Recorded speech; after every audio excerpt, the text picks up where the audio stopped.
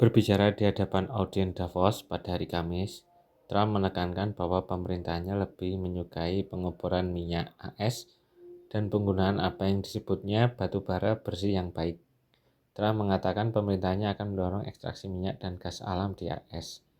Upaya ini dimulai dengan serangkaian perintah eksekutif pada hari pertamanya menjabat yang berupaya menggagalkan undang-undang yang ditandatangani oleh mantan Presiden Joe Biden untuk mempromosikan energi hijau.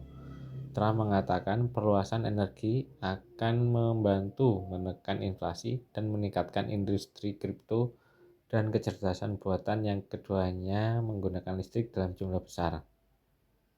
Dia juga meminta Arab Saudi, negara penghasil minyak utama, dan OPEC, organisasi yang mengendalikan harga minyak, untuk menurunkan biaya minyak bumi. Trump mengatakan harga minyak yang lebih rendah akan membuka jalan bagi suku bunga yang lebih rendah. Sejak 2022, Federal Reserve telah mempertahankan suku bunga acuan lebih tinggi dari biasanya. Kebijakan The Fed bertujuan untuk memberikan tekanan pada semua jenis pinjaman guna memperlambat ekonomi dan menahan ledakan inflasi pasca pandemi. Trump telah berulang kali meminta The Fed yang tidak berada di bawah kendali langsung Gedung Putih untuk memangkas suku bunga. Meskipun inflasi masih berjalan di atas target tahunan Bank Sentral yaitu sebesar 2%. Trump mengungkap sebagian agendanya yang kontroversial di kalangan ekonom, yaitu adalah tarif. Ia mengatakan akan menggunakan pajak impor untuk mempromosikan manufaktur AS. Meskipun Trump tidak mengenakan tarif pada hari pertama pemerintahnya seperti yang dijanjikannya selama kampanye, ia mengancam akan mengenakan tarif 25% pada barang-barang yang berasal dari Kanada dan Meksiko mulai 1 Februari. Ia sebelumnya juga mengancam tarif setinggi 60% pada Tiongkok dan tarif menyeluruh hingga 20% pada barang impor dari semua negara. Ekonom mengatakan tarif dapat mendorong inflasi dengan menaikkan harga, tetapi dampaknya akan sangat bervariasi tergantung pada negara dan produk mana yang menjadi targetnya. Pasar keuangan telah bertaruh bahwa rencana tarif Trump setidaknya sebagian merupakan taktik negosiasi dan tidak akan sepenuhnya dilaksanakan.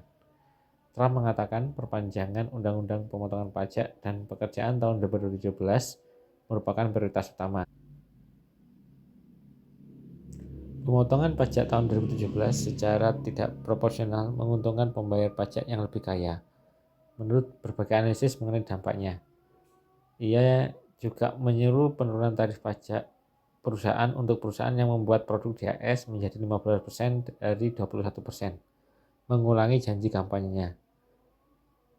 Kalau kita lihat ya, penurunan suku bunga yang dijanjikan oleh Trump dapat mempengaruhi berbagai aspek perekonomian seperti konsumsi, investasi, dan pasar saham.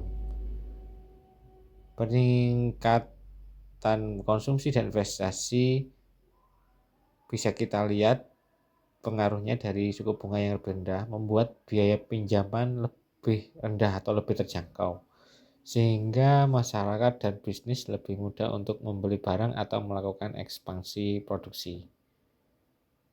Kemudian penurunan suku bunga yang dilakukan saat ekonomi sedang melambat dapat meningkatkan atau menjadi stimulus bagi perekonomian dan investasi sebuah negara. Sedangkan dampaknya pada pasar saham, suku bunga yang lebih rendah dapat mendorong pasar saham karena perusahaan dapat minjam uang dengan lebih murah untuk melakukan produksi. Dampak pada obligasi, penurunan suku bunga dapat meningkatkan harga obligasi karena ada hubungan terbalik antara suku bunga dan harga obligasi. Sedangkan dampaknya pada nilai tukar rupiah, penurunan suku bunga ini akan melemahkan nilai tukar rupiah karena daya tarik aset mata uang rupiah berkurang. Nah, ini terakhir dampak pada inflasi. Bila suku bunga ini turun secara jangka panjang, ditakutkan malah akan memicu inflasi jika tidak diimbangi dengan peningkatan pasokan barang dan jasa. Kemudian sikap kita sebagai investor gimana? Tentu ini ada disclaimer claim ya.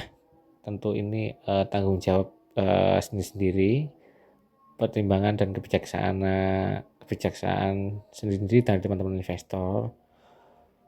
Tentu ke depan dengan kebijakan Trump yang akan menurunkan suku bunga, kemungkinan baik itu pasar saham Amerika, Indonesia, ataupun dunia akan naik.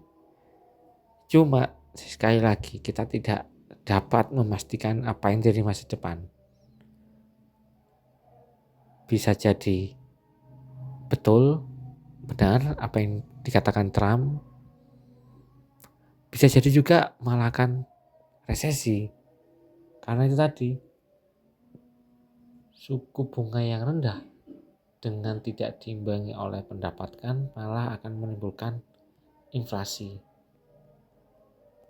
Maka selaku investor kita harus berada di dua sisi. Artinya baik itu suku bunga turun, suku bunga tetap maupun suku bunga nanti akan naik, kita tetap dapat return atau cuan. Tentunya dengan cara value investing, memilih perusahaan dengan fundamental yang bagus sehingga keadaan ekonomi apapun tidak akan atau kurang terpengaruh terhadap perusahaan ini. Sekali lagi, disclaimer on, silakan teman-teman investor itu untuk menganalisis dan mempertimbangkan apa yang kira-kira akan dilakukan untuk menghadapi masa ekonomi yang seperti ini. Terima kasih. Wassalamualaikum warahmatullahi wabarakatuh.